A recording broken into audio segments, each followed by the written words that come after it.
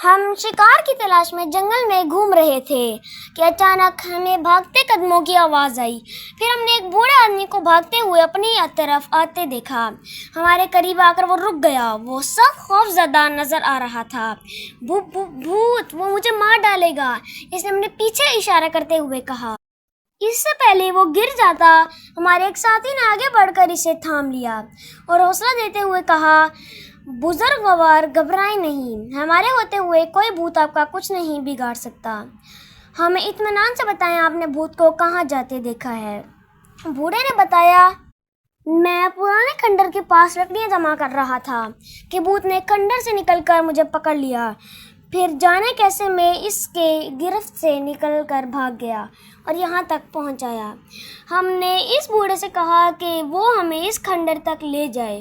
بوڑھا دوبارہ خوفزدہ ہو گیا، ہمارے ساتھ چلنے سے انکار کر دیا، مگر پھر ہمارا حوصلہ دلانے پر وہ ہمارے ساتھ چلنے پر راضی ہو گیا۔ ہم اونچے نیچے رستوں پر چلتے ایک کھنڈر نما عمارت کے سامنے جا پہنچے۔ یہی وہ کھنڈر ہے جس سے بھوت نکلا تھا، بوڑھے نے بتایا۔ ہم بوڑھے کو وہیں ٹھہرنے کا کہہ کر کھنڈر کی طرف بڑھے۔ یہ ایک بہت ہی پرانی عمارت تھی، جگہ جگہ سے سیمنٹ اکھڑا ہوا تھا اور بری بری سرخ اینٹیں جھانک رہی تھی۔ اندر گھپ اندھیرا تھا۔ ہم ٹارچ جلا کر اندر داخل ہوئے۔ اندر چھت کی پرانی لکڑیوں سے چمگادڑ چمٹی ہوئی تھی۔ ہماری آہٹ سے وہ ادھر ادھر اڑنے لگی۔ ہم نیچے جھک کر ان سے بچتے بچاتے بھوت کو ڈھونڈنے لگے، مگر بھوت کہیں نظر نہ آیا۔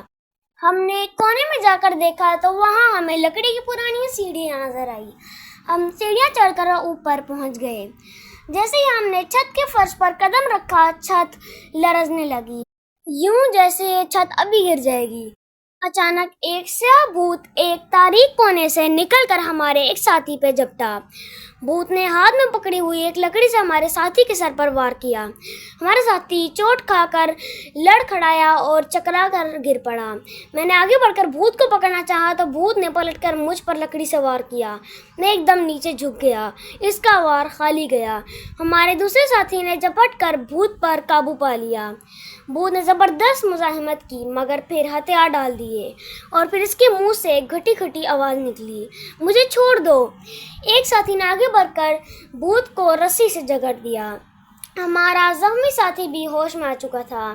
اس کے سر پر بڑا سا گومڑ ابھر آیا تھا، مگر خدا کا شکر ہے کہ ہڈی بچ گئی تھی۔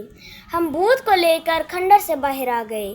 یہی ہے وہ بھوت۔ بوڑھا اسے دیکھتے ہی چیخ اٹھا اور ڈر کر بھاگنا چاہا، مگر ہم نے اس سے کہا وہ بالکل نہ گھبرائے، یہ بھوت اب اس کا کچھ نہیں بگاڑ سکتا۔ اس بھوت کو لے کر ہم قریبی تھانے پہنچ گئے۔ پولیس نے پوچھ گچھ کی تو پتہ چلا کہ یہ شخص ایک سنگین جرم کر کے بھاگا ہوا تھا اور قانون سے بچنے کے لیے اس کھنڈر میں آ چھپا تھا۔ پرانے کھنڈر میں رہتے ہوئے اس کے کپڑے پھٹ گئے تھے اور دھول میں اٹھ کر وہ بھوت جیسا بن گیا تھا۔ یہ تنہا مسافروں کو پکڑ کر کھانے کی چیزیں چھین لیتا۔ بوڑھے کو بھی اس نے اسی نیت سے پکڑنا چاہا، مگر خود قانون کی گرفت میں آ گیا۔ پیارے دوستو، آج کے لیے اتنا ہی، ملتے ہیں آپ سے ایک نیکسٹ ویڈیو میں، تب تک کے لیے اللہ حافظ۔